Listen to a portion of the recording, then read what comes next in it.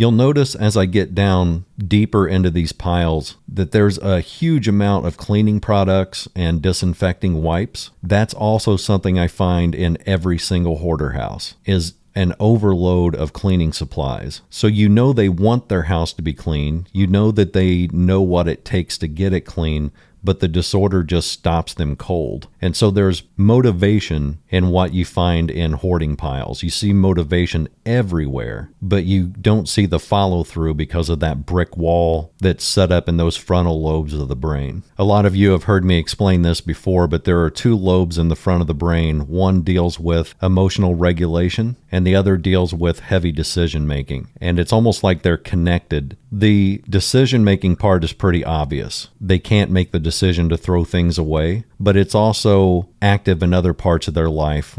Just making major decisions in their life becomes almost impossible. They need some help, and usually an outside voice to make those decisions for them. Emotional regulation is a little bit less obvious, but if you watch the show Hoarders, you'll often notice that once they get so deep into the hoard, the person either gets extremely angry and starts doing outbursts, or they run away and say, well, I'm not dealing with it. You just make the decisions. That's my stuff, but I don't care. You deal with it. That is the fight or flight response kicking in. And those things often go hand in hand, the decision making and the emotional regulation. But the reason I'm bringing it up is because if you put them under a brain scan, and they have, which is how we know this, those two areas of the brain show extremely diminished activity compared to the average person. And in some cases, they almost don't light up at all. That's the neuro part of the neuropsychological disorder. And that's why I say that it's a physical problem that you can't just defeat by saying you need to get up and clean your house. Hoarders can be trained to do that. It usually takes years because you're actually rewriting neural pathways and creating new neural pathways, but it takes several years of repetition and routine in order for them to get to that point. Typically, that means having to hire somebody to help them out or to coach them, as well as getting a therapist involved, because the underlying issues that trigger this are anxiety and depression. That's the triggering factor. And that's why in almost every case in hoarding,